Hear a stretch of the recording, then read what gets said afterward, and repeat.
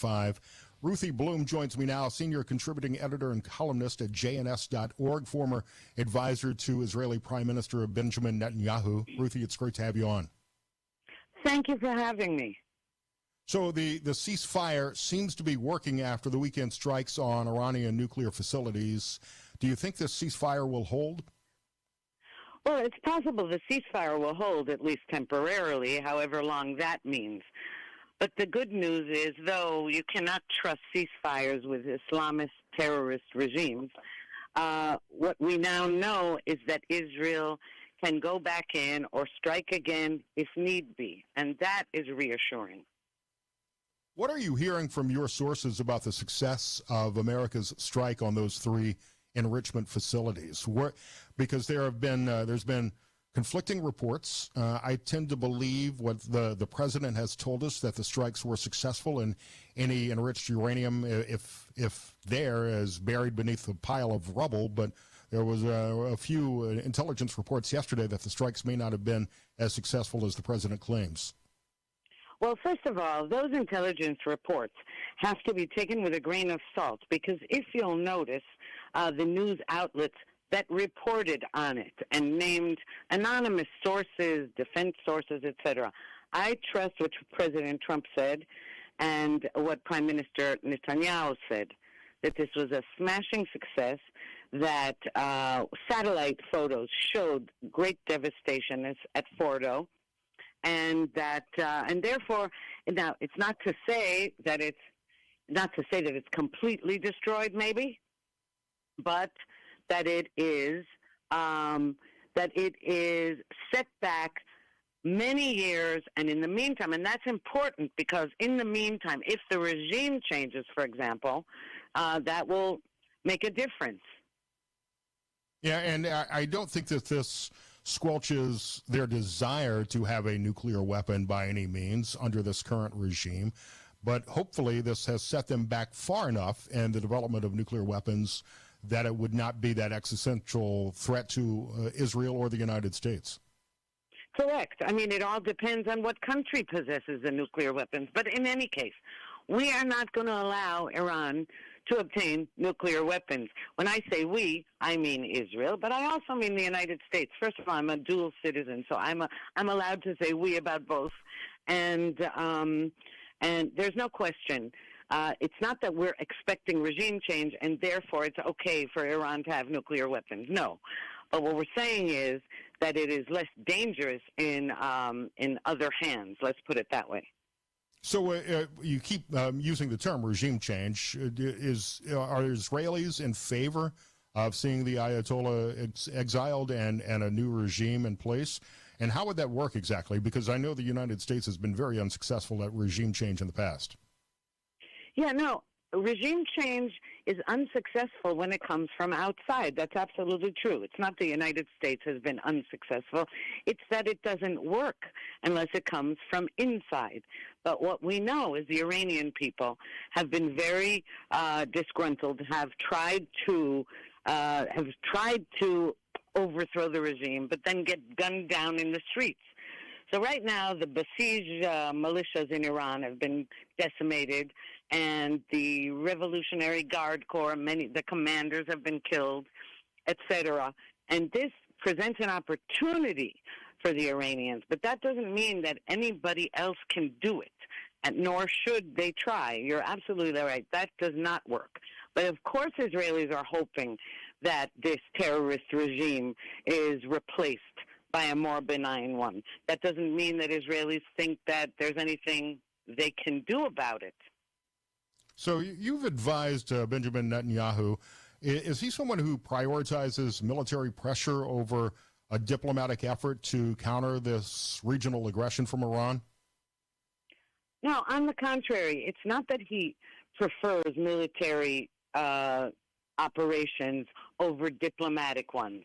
It's that when it becomes necessary, this is like the modern-day Hitler in power. And sometimes there's absolutely no choice. And on the contrary, one thing that is known about Prime Minister Netanyahu is that he's been, over the many years that he's been Prime Minister with a break here and there, that he's so cautious that many call him overly cautious about using military power. But in this case, it's an existential threat, and there really was no choice, especially as we saw that all of Iran's terrorist proxies have been assaulting Israel, particularly since October 7th, 2023, but not exclusively, before then as well. So we've seen Israel praise President Trump for taking action and striking inside of Iran. Why should Americans care about this? Many Americans don't want to see us dragged into another overseas Middle Eastern military conflict.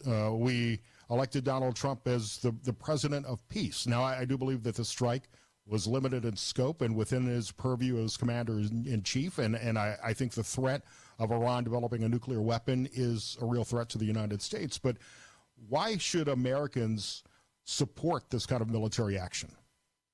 Okay, so first of all, Israel never expected American troops on the ground or America to do its job for it. That's number one. Number two, Americans should care about a nuclear Iran and an Iran with ballistic missiles. Americans might not realize that Iran funds and trains terrorists around the globe. Iran has been responsible for the murder of Americans all over the place, and American Marines, hundreds and hundreds. So if Americans don't care about a global threat, a terrorist, jihadist global threat, they're kidding themselves.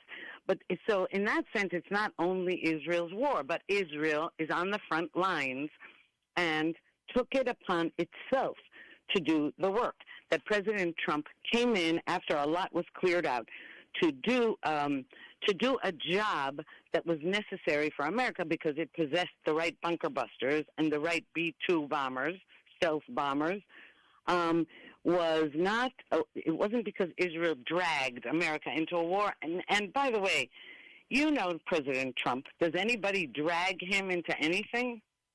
No, that is true. This was something I think he felt was necessary here, and really well coordinated with a broader military campaign that had been executed by Benjamin Netanyahu, Mossad, the Israeli Defense Forces for some time, because I don't believe this attack on Iran would have been as successful and without as much danger if Iran had not responded to the October 7th attacks by clearing out Hezbollah, Hamas, the Houthis as quickly as they did, because that's certainly a greater threat in Israel, and as we're seeing in the United States, a credible threat of Iranian-sponsored terror attacks on American soil, with sleeper cells apparently led into the country by the Biden administration.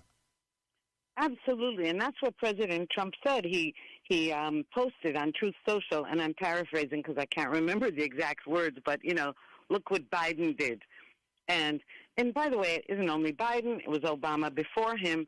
Obama reached out to all the terrorists in the world and said, America is not better than anybody else, and, we extend an olive branch. Basically, he was giving a message to all the Muslim Brotherhood that America is not great.